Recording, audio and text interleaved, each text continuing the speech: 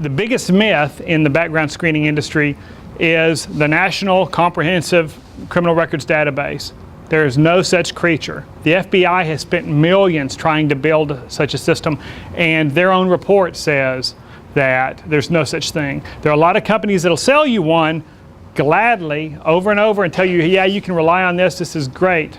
But the problem is what they're really doing, they're private companies, and what they do is they go to this county and this county and this county and this state, and they buy the data from the sources that will sell it to them electronically. And then they shoehorn all this data into this big database. And to be frank, there's about 4 or 5 of them in the industry, and we all use one of them. And so there's not much difference from database to database as far as the accuracy. They're great as a safety net under a good background check. So, but they're not good as your first line of defense. And we'll talk some more about that. But just, if this is your idea of a background check, I really think you ought to just stop spending the money there and just put it into an escrow account for your lawyers, because you're going to miss a bad guy, and he's going to get in, and he's going to get into your organization, and eventually somebody will be hurt. These national databases miss about 60% of the records that are out there. And here's an example of where those kind of errors manifest themselves. There's a company, it's a national franchise called Comfort Keepers.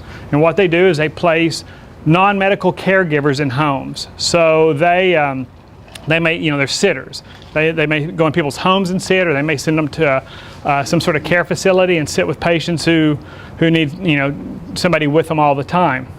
Well, one of the Comfort Keepers franchises up in Tarrant County hired this guy, Michael Gilbert. Now, when you see him up against a flat wall like that, and you know this is not a story that's going to end well for him, but Michael Gilbert was hired by Comfort Keepers. They did a national background check on him, showed no criminal history, and they put him to work the next day, sitting with an Alzheimer's patient in an Alzheimer's care facility.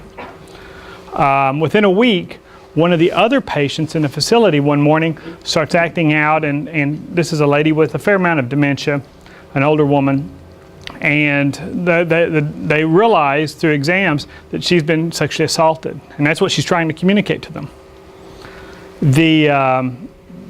She can't communicate who it was. She can't say that she knows who it was. It was overnight. So what they do is they go and collect the photos. All these non-medical caregivers, these sitters, they've got photos beside the beds of their patients. And they go collect them all and start showing them to her. And when they get to Michael Gilbert, she just starts apparently crying, and they realize that that's what they have. The police are involved. They run his background, and they realize he just finished, the week before they hired him, parole for a variety of offenses, and should have never been in that facility.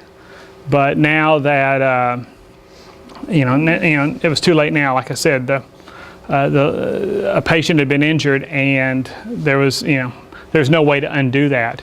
The really sad part of this story is that he couldn't be prosecuted because there was no physical evidence, and you're dealing with the only witness being a patient with dementia, and who couldn't testify. And so those are, that's a family that suffered a real loss, and then of course everybody gets sued in this process, including the background check company, and I think they've all now settled out of court. But this was in the media. You can imagine what it did to that franchise, to the visibility that having their name in the newspaper and on TV and all of that, what that did to their business. Another problem with the national databases is that they regularly report outdated or misidentified information. They attribute the wrong records to the wrong people. Very often say there's 2 Mike Coffeys out there with the same date of birth, which happens from time to time, or very similar information. They use their logic to try to connect these records to that person, and sometimes they're wrong. Another problem that happens is that the records change over time. So a court record is never sealed and in concrete forever. Things can happen, as it did with Entre Knox Courage.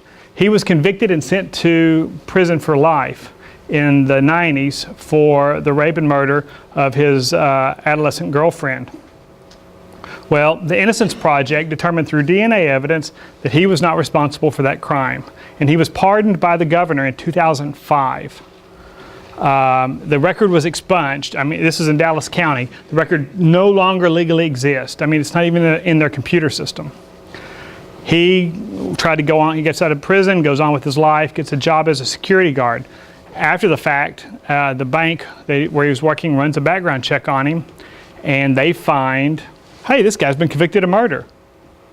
And they terminated him based on this national background check. Obviously, you know, he's paid enough, and he's more than, you know, he's certainly not going to sit for that. So again, there's a lawsuit, and I'm sure people are going to pay. But the reality is, this was in the Dallas Morning News. This bank's name was mentioned. His life is you know, he's been injured yet again.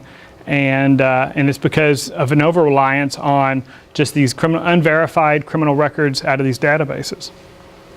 Another problem, a lot of people say, well, we run a statewide background check. We go to DPS. Our agency may even have special access to get DPS's secure data. Well, the problem is the Texas DPS's database is only as good as the information that's reported to it from the local counties. So maybe McLennan County is pretty good at whenever somebody's convicted, they report all that data to DPS. A lot of counties aren't. Dallas County is not very good at it, in fact. And you find that records, again, like the national databases, that records don't get updated. They may be, you know, they may be incomplete or missing important information you need to make a good decision. We ran 650 cases, roughly, through DPS's database last year to see, these are criminal convictions that we had found in the county courthouses around the state, in large counties and small counties. And we found that about 34% of them were missing from DPS's data, including 1/3 of the people on death row in Texas do not show up in DPS's data.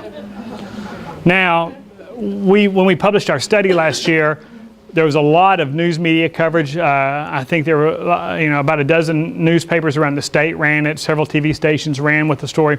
So these guys may be in DPS now. I don't know, but I mean, it's really clear at the time, you know, what a bad data set it is. And we hear from employers often, oh, I just want to know the worst of the worst. I just want to know they didn't kill anybody. So, you know, if they had a death by check 5 years ago, I don't care if that's on DPS's data, because they just assume that the big things will get in there, but they just don't. It's only as good as the information that's reported to the state by the local counties, and we don't have an integrated court system in Texas. A number of years ago, I talked to the lady who runs the crime records service for Texas DPS, and she told me, I've got a warehouse full of stuff that will probably never get into the warehouse or into our system, because it's sitting in a warehouse and we don't have the data entry people to put it in their system, or it's incomplete. It's a really bizarre path that this data has to go through to get into DPS's data, and if one of about 4 different agencies drops the ball, it never gets there. The other problem with relying on these state and national databases is that they don't show pending cases. And think about this process. You get arrested for an offense, spend a couple days in jail, convince your grandmother to put her house up on bond and get you out of jail. And now you've lost your job because you're a no call, no show. So you got to go out and look for a job. So they're going to go to your office and they're going to, you know, apply for a job. You run a database, no records found. And that's because they're out on bail. 62% of felony defendants are released pending trial. We don't have jails big enough to keep everybody in. We met the sheriff's departments want to get them out of there so that they can make room for the next defendant.